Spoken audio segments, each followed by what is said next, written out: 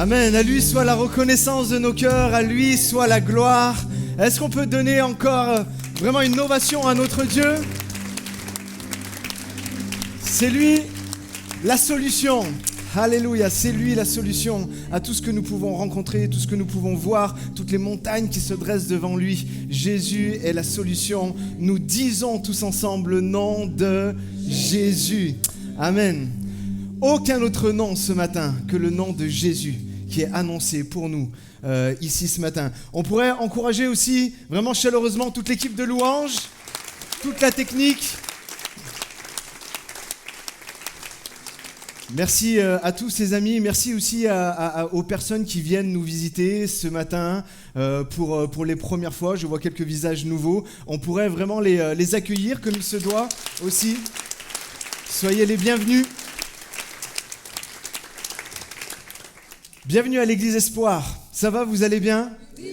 Vous avez passé un bon moment dans la présence de Dieu? Ouais. Je vois des visages sceptiques et puis d'autres qui sont beaucoup plus souriants. Les sceptiques sont quand même moins nombreux. Mais dites-vous que petit à petit, on va tous vous gagner. En tout cas, j'aimerais tout de suite commencer ce message. Je suis béni quand même de voir qu'il y a du monde. C'est vrai que c'est l'été et je me disais au fur et à mesure il va y avoir beaucoup moins de monde. Il y a moins de monde, mais ça va, c'est cool. Vous êtes là, vous répondez quand même présent et ça fait vraiment chaud au cœur que même pendant la période d'été, personne ne se relâche, mais continue à venir avec l'Assemblée, avec les chrétiens, les frères et les sœurs de l'Église. Donc vraiment merci à tous et on continue tout l'été nos célébrations le dimanche matin. Pour commencer ce message, je me posais la question de l'introduction et souvent cette introduction, en fait, j'ai pu la faire parce que c'est vraiment en parallèle avec plein de choses qu'on peut partager et plein de choses que nous retrouvons dans la Bible. Mais je me faisais ce constat que dans le monde dans lequel nous vivons, il y a de plus en plus de pression. Vous la ressentez ou pas? Je dis pas qu'avant c'était mieux, avant il n'y avait pas de pression et tout ça, mais il y avait comme avant, je sais pas, hein, je réfléchis là au doigt avec vous, mais la cellule familiale, c'était souvent un refuge où il y avait beaucoup moins de pression. Aujourd'hui, dans la cellule familiale, il y a de la pression. Aujourd'hui, même dans les loisirs, il y a de la pression. Par exemple, ça m'est arrivé de faire quelques matchs de foot, de soccer, avec mes amis qui sont là. Et puis d'un coup, la pression monte et on commence un peu à rager contre les uns, contre les autres, alors qu'à la base, c'est quelque chose on vient pour se détendre, on vient pour tout simplement passer un bon moment. Et donc, je me rends compte qu'il y a de plus en plus de pression. Avant, c'était un peu focalisé, et c'est pour ça que cette ville, elle est un peu effrayante pour moi. Je l'aime pas trop, je vous avouerai, mais Paris, avec, vous connaissez ce qu'on dit sur Paris, métro, boulot, dodo. Et il n'y a que ça, il y a de la pression sans arrêt. Moi, j'ai été aux heures de pointe à Paris, vous voyez les gens arriver dans les métros, mais rien que ça, c'est stressant en fait. Et on voit que ça se généralise petit à petit dans tout l'Hexagone et dans tout le monde. Et on voit qu'il y a de plus en plus de pression. La pression des parents envers leurs enfants. Il faut que tu réussisses, il faut que tu aies ça, et ci et ça. La pression des enfants envers leurs parents, je veux ça, et tu m'as dit ça, et t'as mal fait ça, et tout ça, on connaît tous, parce qu'on a été parents et on est enfants aussi. La pression des femmes sur leur mari. Qui connaît ça? Les hommes, ils lèvent la main comme ça, là. Les femmes, regardez ailleurs. Allez-y, les gars. Non, mais c'est vrai l'inverse aussi. C'est vrai l'inverse aussi. Et puis il y a de la pression sur les standards de beauté. Les standards de beauté, il faut avoir pour l'été un beau corps svelte, musclé. Et si on ne l'a pas à la plage, on est tout un peu bizarre et tout ça. Il y a, vous connaissez c'est un grand monsieur de la publicité, là, Jacques Séguéla, qui disait que si à 40 ans, tu n'avais pas une Rolex au poignet, tu avais loupé ta vie. Quelle pression! Ça, c'est 40 ans, je crois qu'il disait en plus. 50. On n'est pas à 10 ans près. Plus on vieillit, plus, de toute façon, on n'est pas à 10 ans près.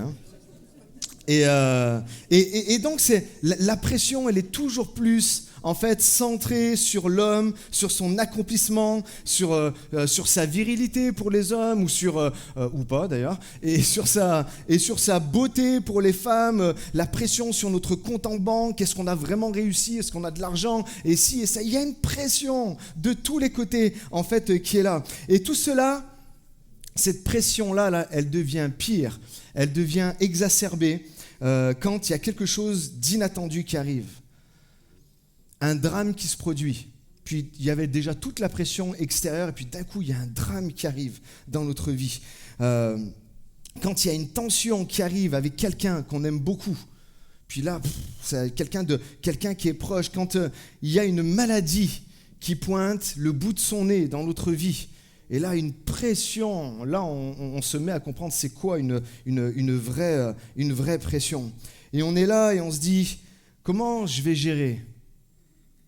Comment je vais faire face à toutes ces choses ? Comment je vais faire face à la perte de mon emploi ? Comment je vais faire avec ces résultats médicaux qui sont arrivés pour moi ou pour mon conjoint ou pour quelqu'un que j'aime ? Et on se met une pression monstre, on se met une pression tellement grande. Et j'ai envie de dire c'est normal parce que c'est un sentiment humain. C'est vraiment un sentiment humain. C'est ce que je disais mardi, pour ceux qui étaient là, je parlais de le trio maléfique, là, la peur qui engendre le doute et le doute qui engendre l'incrédulité. Et je ne suis pas en train de fustiger certaines personnes qui éprouvent ça parce que c'est des sentiments humains. Mais ce que je veux dire ce matin, c'est qu'il ne faut pas rester dans ces états-là. Et là, c'est pareil, ce mode de pression qui est là, toute cette peur qu'il peut y avoir, ce n'est pas notre destination. Dieu nous appelle à quelque chose de mieux que ça et nous appelle à relever la tête. Et pour les derniers cas que j'énumérais, j'aimerais vous dire, et on l'a chanté, ce dernier chant tout à l'heure, j'aimerais vous dire, la solution face à tous vos problèmes, la solution face à tous les cas difficiles que vous pouvez rencontrer sur votre chemin de vie, c'est... Non, plus fort, là, s'il vous plaît. C'est Jésus. Ok. J'aimerais vous dire, et justement, ça va tellement vous enlever la pression, et c'est le titre de mon message, si ça veut bien s'afficher. Ça ne dépend pas de vous, mais de Dieu. Toutes les choses qui vous arrivent, toutes les choses qui sont difficiles et vous ne comprenez pas pourquoi ça vous est arrivé. J'aimerais, alors que vous êtes là et vous êtes sous pression, alors qu'il y a des choses qui, waouh, ça vient vous remuer, vous mettre à terre, j'ai envie de dire, mettez-vous pas la pression. La solution, ça ne dépend pas de vous, mais ça dépend de Dieu, ça dépend de Jésus. Combien sont d'accord avec ça ? J'aimerais qu'on regarde un texte biblique. C'est le roi, mais après. C'est le roi Josaphat, c'est un roi de la tribu de Juda, et il a eu une vie plutôt assez positive spirituellement. C'était pas le cas de tous les rois, vous savez. Hein. On est après Salomon, et puis vous savez qu'il y a eu un schisme en Israël, et il y a eu le royaume de Juda et le royaume d'Israël. Et le royaume d'Israël, les rois, globalement, ils étaient tous mauvais. Et le royaume de Juda, il y en avait quelques-uns qui tiraient leur épingle du jeu, dont le roi, en fait, Josaphat. Pour vous replacer un peu le contexte historique, c'est un contemporain du roi d'Israël, Akab. Vous connaissez Akab et Jézabel, prophète Élie, tout ça. Eh bien, c'est un contemporain, le prophète Josaphat. Il est contemporain aussi du prophète Michée, que nous retrouvons aussi dans la Bible. Voilà, c'est pour vous replacer un peu le contexte. Et d'un coup, dans la vie de Josaphat, il y a un drame qui se produit et il est comme, en fait, il y a l'annonce de quelque chose qui arrive et qui va être terrible pour lui. Et il est là et il se retrouve comme impuissant. Comment je vais faire face ? Littéralement, c'était une armée, une coalition d'armées qui venait en fait sur lui. Et il se trouvait en fait impuissant face à ce qui allait arriver, d'autant plus qu'il est le roi. D'autant plus qu'il doit montrer l'exemple, d'autant plus qu'il doit faire belle figure devant les gens. Il faut qu'il montre l'exemple et il ne faut pas qu'il craque. Il ne faut vraiment pas qu'il craque. Et il va apprendre et pas assez dépend dans le sens négatif, mais il va apprendre. Et c'est tellement beau, et c'est sur ça qu'on va s'appuyer ce matin, eh bien, que la victoire, la solution à son problème, ça ne dépend pas de lui, mais ça dépend de Dieu. Ça dépend de Dieu. C'est vraiment, ce message ce matin, c'est un cas d'école. Voilà, on va dérouler. Il y a 7 points ce matin. Non, ce n'est pas une blague. Qui vont tous durer 4 heures chacun ? Non. Non, il y a 7 points. Je ne vais pas faire la blague à chaque fois. Il faut qu'on arrête avec ça, Jérémy. Donc, il y a 7 points. Mais pour de vrai, là, il y a vraiment 7 points. Mais je vais pas m'étaler dessus. Mais ça va être vraiment chronologique dans le texte qu'on va lire. Alors, on lit le texte ensemble. 2 Chroniques, chapitre 20. Par la suite, les Moabites et les Ammonites, renforcés par les Maonites, se mirent en route pour faire la guerre à Josaphat. Juste, vraiment, avec plaisanterie, j'ai toujours l'impression, quand je dis des choses comme ça, tu as la trachéite, la bronchite, tout ce qui ça vient t'attaquer, t'en peux plus. Bon, là, c'est une coalition, mais c'est pour de vrai. Et on vint prévenir Josaphat en ces termes. Une vaste armée est en train de marcher contre toi d'au-delà de la mer morte et d'Édom. Elle a déjà atteint Hatsatson Tamar, c'est-à-dire En-Gedi. J'aurais dû mettre En-Gedi direct. Josaphat prit peur et décida de consulter l'Éternel. Il proclama un jeûne pour tout Juda. Et les Judéens se rassemblèrent pour implorer le secours de l'Éternel. Ils vinrent de toutes les villes de Juda. Josaphat se tint debout avec l'assemblée des gens de Juda et de Jérusalem dans le temple de l'Éternel, en face du nouveau parvis. Il pria ainsi : « Éternel, Dieu de nos ancêtres, n'es-tu pas Dieu, habitant du ciel, et n'est-ce pas toi qui domines sur tous les royaumes des nations ? Tu disposes de force et de puissance. Nul ne peut te résister. » Ensemble, on dit Amen. J'aimerais vous dire, et c'est mon premier point ce matin, la solution au problème passe par une reconnaissance ferme de qui est Dieu. Une reconnaissance, là, on voit, c'est ce qu'il fait. N'es-tu pas Dieu, n'es-tu pas celui... Il annonce clairement, et c'est vraiment une reconnaissance ferme de qui est Dieu. J'aimerais dire, encore une fois, cas d'école, lorsque tu traverses des choses difficiles, lorsque tu as peur, ne focalise pas sur tes capacités à toi et sur les capacités même de l'ennemi qu'il y a en face de toi. Ne focalise pas sur sa force de frappe, sur les dégâts qu'il peut faire, mais focalise sur Dieu. Focalise sur celui qui est au-dessus de tout. Focalise sur celui qui a créé le ciel et la terre. Est-ce que vous êtes d'accord avec ça ? Et surtout dans ces moments-là, sur sa puissance et sa frappe de force à lui. Josaphat connaissait tout ce qui s'était passé dans la Genèse à l'époque de Moïse, la mer qui s'ouvre en deux, tous les miracles qui avaient pu se passer. Le psaume 47 nous dit que notre Dieu, il est grand et redoutable. Qu'est-ce que ça veut dire ? Ça veut dire que ce n'est pas à nous de redouter, mais que c'est à l'ennemi de nos âmes de redouter. Le Dieu qui est avec nous. Amen. Et pourquoi, en fait, il faut faire ça ?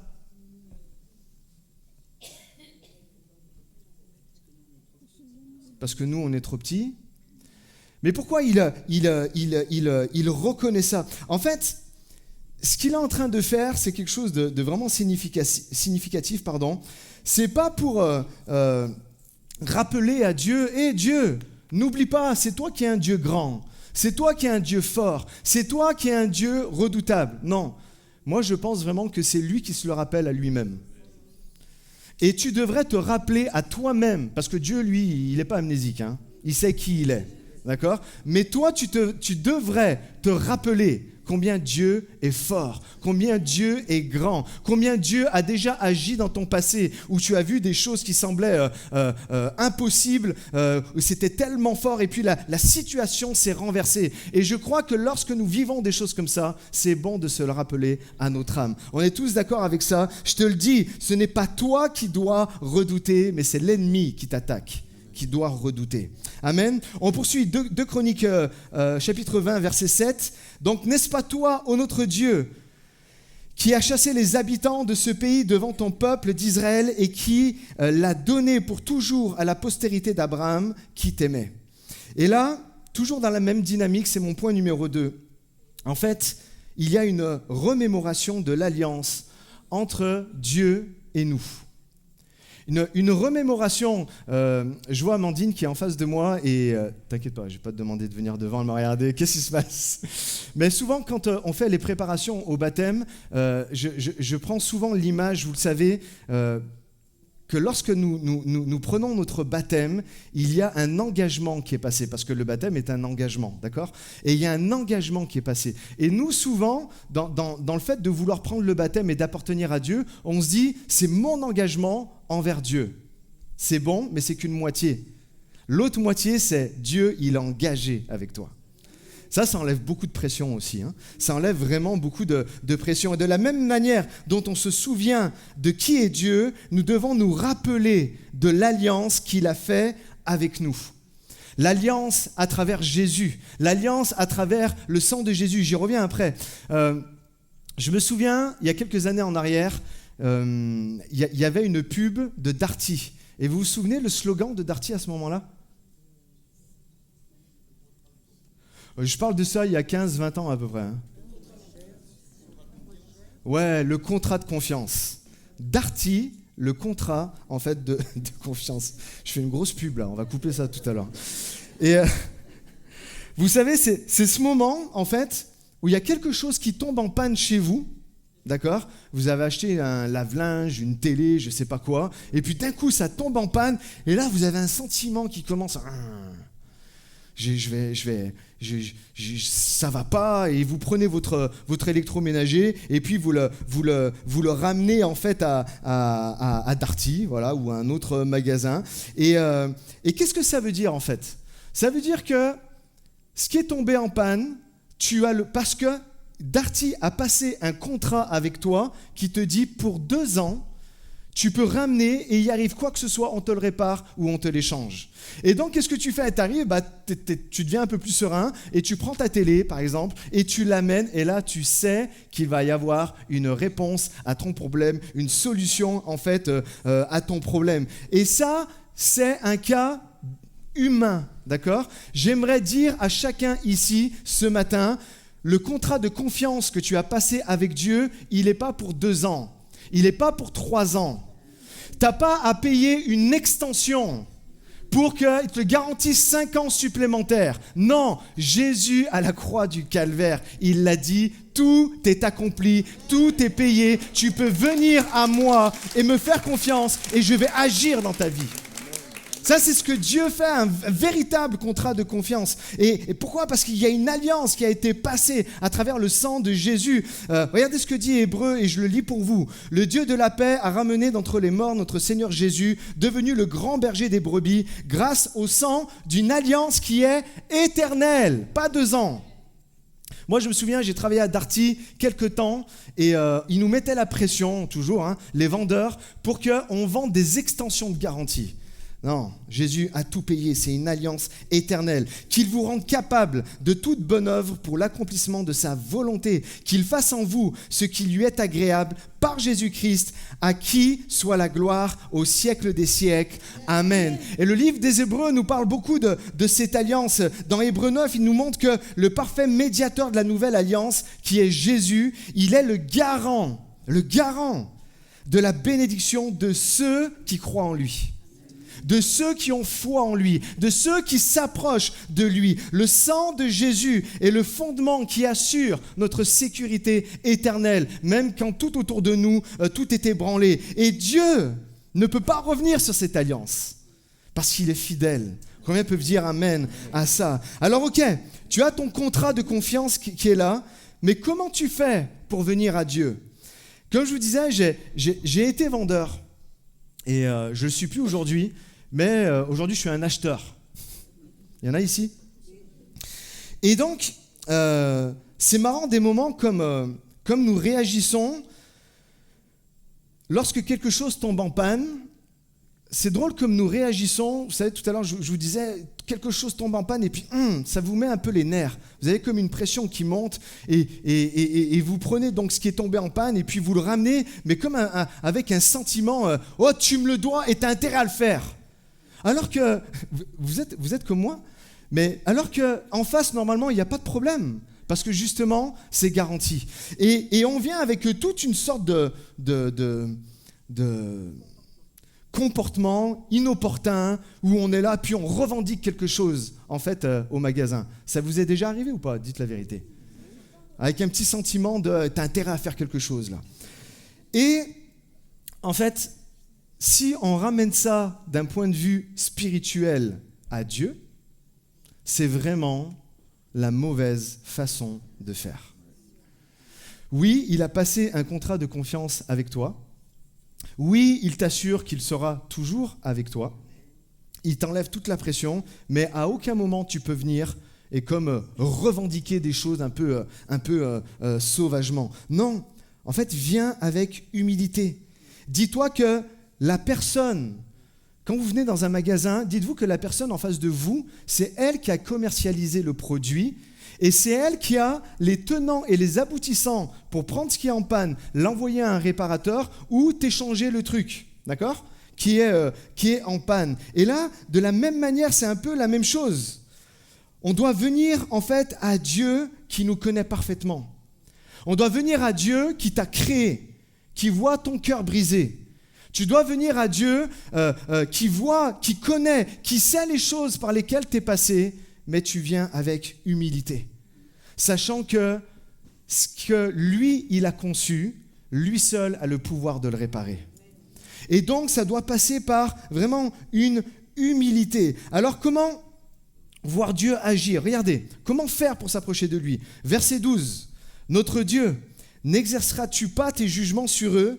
Car nous sommes, et là il y a une vraie reconnaissance du roi Josaphat, nous sommes impuissants pour résister à cette immense armée qui vient nous attaquer. Et nous ne savons que faire, mais, dites-le avec moi, nous tournons nos regards vers toi. » Nous sommes impuissants, nous ne pouvons rien faire, nous ne sommes pas capables de gérer ce qui nous arrive, mais nous tournons nos regards vers toi. Et donc ça passe, et c'est mon troisième point, par une reconnaissance de notre faiblesse. Dieu est grand, et moi je me souviens que je suis sur terre, et je ne contrôle pas beaucoup de choses sur terre. Et je crois profondément que toutes les choses passent par là, ni plus ni moins. Ça passe par l'humilité. L'humilité de dire, j'arrive pas à gérer ce qui se passe autour de moi. Seigneur, j'ai besoin de toi. Je tourne mes regards vers toi. Tu ne peux pas vouloir expérimenter la puissance de Dieu, du Dieu grand, du Dieu redoutable, sans reconnaître ta petitesse à toi. Et sans venir avec lui avec repentance. C'est-à-dire qu'un cœur contrit. Je m'excuse là, mais j'arrive pas, je comprends pas. Aide-moi à changer de perspective. Souvenez-vous, quelque chose que vous avez déjà entendu, mais il n'y a pas de délivrance sans repentance, sans obéissance. Et je viens vers Dieu avec un cœur humble et dire, Seigneur, je ne comprends pas tout, pardon si j'ai fait telle et telle chose, mais j'ai vraiment besoin de ta grâce. Et ça, littéralement, les amis, c'est ce qui permet aux cieux de s'ouvrir et de venir à votre secours, de venir comme ça. Et c'est fou, qu'est-ce que ça veut dire ? En fait, ça veut dire que lorsque tu t'avances, tout simplement, et que tu reconnais, le Seigneur vient t'aider et vient à ton secours. Qu'est-ce que ça veut dire ? Et c'est ma diapo, si tu veux la mettre. Avant le combat qui se place devant toi, tu dois déposer les armes. C'est un peu fou, hein. Gaëlle, elle me disait, mais t'es sûr de ta diapo là ? Tout à l'heure, ouais. Avant le combat, avant les choses qui viennent à toi, en fait, tu dois déposer les armes et tu dois commencer à prendre tes instruments si tu es un musicien, ou à tout simplement déposer les choses pour que tu aies les mains libres, pour pouvoir lever les mains au ciel, le louer et l'adorer. Je sais, c'est fou, d'accord ? mais c'est vraiment ce que Dieu nous montre dans toute la parole. On va le lire après. Il n'y a que Dieu pour avoir en fait des techniques comme ça, on va le lire tout à l'heure. Et pourtant, ça passe par là. Je pose les regards sur toi. Et regardez ce qu'il est dit au verset 13. Je reviendrai sur ce que je viens de dire avant là. Verset 13, « Tout Juda, femmes et enfants y compris, se tenait debout devant l'Éternel. » Mon point est le suivant, c'est le point numéro 4. L'unité nous fait déjà avancer sur l'ennemi. Lorsque nous sommes ensemble, vous le savez, un des buts de l'ennemi, un des buts du diable, parce que si nous croyons en Dieu, nous croyons qu'il y a un ennemi qui est là et qui veut notre perte. Et un des buts du diable, c'est de vouloir t'isoler. Il t'arrive quelque chose, isole-toi, reste tout seul, et puis après ça devient un peu comme, c'était un film ou une série, j'étais gamin, les oiseaux se cachent pour mourir. Voilà, t'étais là, t'es tout seul, et puis tu restes dans ton coin, et puis non. Ça, c'est le but du diable, de t'isoler et de te faire croire qu'il n'y a plus personne avec toi. Non, là, qu'est-ce que fait le roi Josaphat? Il convoque tout le monde. Et tout le monde, à l'image là, de ce qu'on voit, tout le monde devait être, en fait, dans l'unité. Et là, il n'y a pas de... Il n'y a pas de personnes qui restent sur le côté, non, c'est tout le monde, tout le peuple, en fait, il est ensemble. Et quand il voit ça, l'ennemi a peur. Quand il voit un mari rester à côté de sa femme, l'ennemi a peur.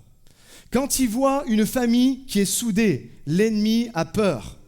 Quand il voit une église qui n'est pas divisée, mais qui marche et regarde vers le même but, vient avec humilité et louer Dieu, l'ennemi a peur. Combien comprennent ici dans ce lieu que ce n'est pas le moment de t'isoler alors que tu traverses quelque chose de difficile, mais c'est le moment de rester les uns avec les autres. Oh, dis à ton voisin, je vais être là mon gars, je suis désolé, mais je vais être là pour toi. Je vais être là pour toi. Tu vas devoir me supporter. Que la femme le dise à son mari et vice-versa. C'est ça. Je vais être là. Je vais être là. Je vais rester à côté de toi. Je relève vraiment le début du verset. C'est marqué tout. Je l'ai surligné. Ce n'est pas une partie des gens, c'est pas seulement les pasteurs, c'est pas seulement le roi Josaphat à ce moment-là, c'est pas seulement les Lévites, ceux qui étaient là pour servir et tout ça. Non, c'est tout le peuple, femmes et enfants y compris. Tous ensemble, en fait, on reste dans l'unité. On le sait et pourtant, on a du mal à le faire. Vrai ou pas ? On a du mal à le faire, mais tout passe par l'unité. L'unité, c'est ce qui amène l'onction. On le sait, on le connaît, qui amène l'onction de Dieu dans ma vie, qui amène la présence de Dieu dans ma vie, qui amène la faveur de Dieu dans ma vie. C'est l'unité qui me permet d'être relevé par un frère ou par une sœur, par un ami. Et je notais ça, si tu veux bien mettre, l'unité est la trousse de secours du Seigneur pour guérir les frères et sœurs qui sont à terre. L'unité est la trousse de secours. Des moments, on attend. Des moments, on attend que Dieu intervienne. Alors que Dieu intervient à travers la personne qui est à côté de toi et il veut te bénir. Laisse-le faire. Laisse-le faire. Laisse-la faire. Elle veut, cette personne-là, te tirer vers le haut. Mon point numéro 5. Quand Dieu voit l'unité, et c'est vraiment une conséquence. Quand Dieu voit l'unité, il vient se manifester pour nous faire gagner. J'aurais pu mettre pour nous relever, alors qu'on est là assis et on a peur. Regardez, verset 14. Alors l'Esprit de l'Éternel reposa au milieu de l'assemblée sur Jacaziel. Jacaziel dit: soyez attentifs, vous tous, Judéens et habitants de Jérusalem. Et toi, roi Josaphat, voici ce que vous dit l'Éternel. N'ayez pas peur et ne vous laissez pas effrayer devant cette foule nombreuse, car ça ne sera pas vous qui combattrez. Oh. C'est tellement fort. voyez, la reconnaissance, le fait de reconnaître Dieu, le fait de se souvenir de notre alliance, le fait de rester dans l'unité, toutes ces choses-là nous amènent à « car ce ne sera pas vous qui combattrez, ce sera Dieu ». C'est tellement puissant, c'est tellement en fait fort. C'est énorme les amis ce qui est dit. Regardez ici. En fait, on a souvent tendance à dire, et puis des moments à juste titre, mais là c'est pas ce qui est dit dans ce verset. En fait, souvent on a tendance à dire mon combat c'est le combat de Dieu, d'accord ? Et on est ensemble et on combat ensemble. Là ça va beaucoup plus loin. Ça va beaucoup plus loin que ça. Là Dieu regarde le peuple, il regarde le roi Josaphat et il lui dit en fait ton combat je te l'enlève, c'est plus ton combat, c'est moi qui vais y aller. Combien ça enlève de pression ici ? Combien ça enlève de pression ? C'est pas toi qui vas devoir combattre. C'est pas toi qui vas devoir faire face à tous ces géants dans ta vie. C'est moi. C'est moi. Et c'est tellement fort, c'est tellement fort. Et il y a une partie difficile qui est dans ce que je viens de dire, parce qu'on est des êtres humains et on veut toujours prouver. C'est ce que je disais tout à l'heure. Une forme de pression, je suis l'homme, je suis la femme, je vais faire ci, je vais faire ça, c'est moi qui vais tirer ma famille de cette misère, c'est moi qui va faire ci. Vous comprenez ? Il y a comme une forme de pression qui est là, et Dieu te dit déjà, il te l'enlève, il te dit, c'est pas toi qui vas combattre. Si tu viens avec humilité, c'est moi qui vais combattre, c'est moi qui ai déjà remporté la victoire, d'accord ? Mais il y a autre chose qui vient nous chercher à nous en tant qu'êtres humains, et c'est mon point numéro 6, l'attente fait partie du jeu. Elle fait partie du combat. Et regardez s'il est dit, verset 17, « Vous n'aurez même pas à combattre. Contentez-vous de prendre position et de vous tenir là. Vous verrez l'Éternel vous accorder la délivrance. » Et là, mes amis, on a juste à attendre en silence. Alors que, et c'est pour ça que ça va à contresens de tout ce que la pression de ce monde, il faut faire, il faut faire, il faut faire, et il faut encore faire. Non, là il te dit, reste tranquille, c'est moi qui vais faire. C'est moi qui vais faire, et en plus, je vais mieux le faire, en fait, que toi. Et des moments, ça semble long. Là, peut-être, tu traverses une période de ta vie, tu te dis, mais c'est long. C'est quand que la délivrance va arriver ? C'est long. C'est quand que la victoire, en fait, va arriver. Je me souviens d'une illustration que j'avais faite une fois. C'est sur le boxeur Foreman. J'aime bien Pierre. Le boxeur Foreman, c'était un gars qui a perdu son titre des poids lourds contre Mohamed Ali. C'était dans les années 70, j'étais pas né.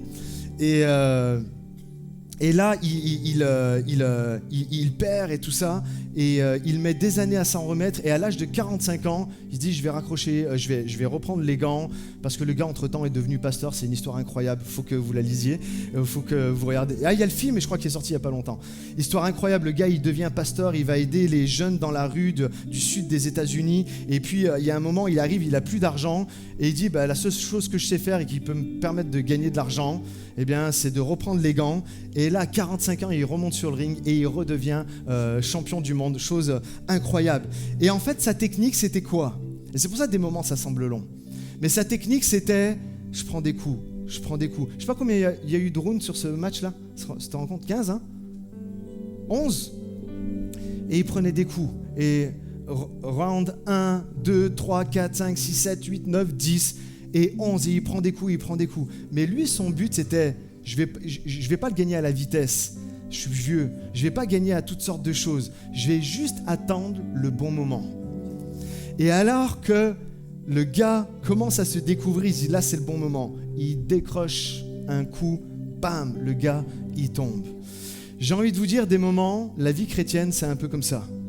La vie chrétienne, on est là, on prend des coups, et le Seigneur te dit, sois patient, reste là, reste tranquille, le bon moment va arriver, allez, encore un peu de patience. Nous, combien, on est des impatients, vrai ou pas ? Mais le Seigneur te dit, j'ai déjà remporté la victoire, reste là, tranquille, attends, juste lève les mains et adore-moi, loue-moi, parce que j'ai déjà tout accompli. Combien le comprennent ça ? C'est de la même façon, lorsque Jésus meurt à la croix, combien de temps Les disciples ont dû attendre 3 jours avant qu'il ne ressuscite. Et eux, pendant les 3 jours, ils étaient là à se lamenter. Notre maître est mort. Et tout ce qu'il avait dit, mais ça n'a pas de sens et tout ça, je ne comprends pas. Mais le 3e jour est arrivé, la pierre a été roulée et Jésus a vaincu la mort. Amen. Et de la même manière, le Seigneur te dit, attends encore un peu, je vais t'apporter la délivrance. Attends un peu, je vais t'apporter la délivrance. Patience, la victoire arrive. Et c'est mon dernier point ce matin. La louange active le bras de Dieu. Amen. Regardez, on va lire la dernière portion de cette histoire. Verset 18, Josaphat se prosterna le visage contre terre, et tout Juda et les habitants de Jérusalem se laissèrent tomber devant l'Éternel et se prosternèrent devant lui, tous, femmes et enfants. Hein. On revient dans l'unité. Alors les Lévites, Kéatites et Koréites se levèrent pour louer l'Éternel, le Dieu d'Israël, en chantant d'une voix très forte. Verset 21, vous allez chanter d'une voix très forte, s'il vous plaît, tout à l'heure. Ça me manque des moments de pêche, hein, les amis. Hein. Chantez fort. Il y a quelque chose qui se manifeste quand vous êtes là et que vous voulez chanter fort. Vraiment, croyez-moi. Verset 21. Il s'était concentré avec le peuple et avait placé en tête de l'armée, des choses folles, hein.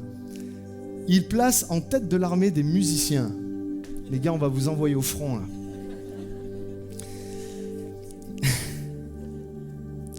En tête de l'armée des musiciens pour louer l'Éternel et la majesté de sa sainte personne. Ils se mirent en route devant les soldats en armes et en chantant. Ça vous fait penser à une autre histoire, hein, à Jéricho. Et ils chantent « Louez l'Éternel, car son amour dure à toujours. » Écoutez ça. Au moment où ils entonnèrent leur cantique de louange, l'Éternel plaça une embuscade contre les Ammonites, les Moabites et tous les Hittes de la terre, et de sorte qu'ils furent battus. Les Ammonites, les Moabites se dressèrent contre les habitants des monts de Séhir et les exterminèrent. Quand ils eurent terminé avec eux, ils se jetèrent les uns contre les autres. Vous avez capté ou pas ? En fait, alors que l'armée de Josaphat est là avec les musiciens devant, les mains levées, en train de jouer de la guitare, en train de jouer des instruments, de la batterie, des cymbales, tout ça, parce qu'à l'époque là, c'était pas ce qu'il y avait aujourd'hui, c'était très fort, c'était des dizaines et des dizaines de musiciens qui étaient là, alors qu'ils sont devant, en train de chanter, on te loue Éternel quand ton amour est grand, ta miséricorde dure à toujours et tout ça. Qu'est-ce qui se passe ? Il y a une confusion qui commence à prendre place dans l'armée adverse, dans l'armée ennemie, et ils commencent à se battre les uns contre les autres. Moi, ça n'engage que moi ce que je vais dire. Hein. On est entre nous, on est dans l'église, hein, d'accord ? Mais quand je pense à ce verset, je crois que les chrétiens, des moments, on est trop sur le ring. Vrai ou pas ? On est trop sur le ring, on veut trop toujours monter, on veut tout éclater, on veut partir, on veut taper, on veut en découdre et tout ça. Et il y a juste des moments où il faut que tu te mettes hors du ring et que tu regardes le match. Est-ce que ça parle à quelqu'un ? Là, il y a un combat qui a pris place. C'est comme s'il y avait un grand ring qui était là. Et en fait, c'est pas toi le boxeur, c'est pas toi le combattant. Toi, tu es le spectateur qui est venu gratuitement en plus pour voir Dieu mettre la plus grande volée de sa vie à l'ennemi. Ah.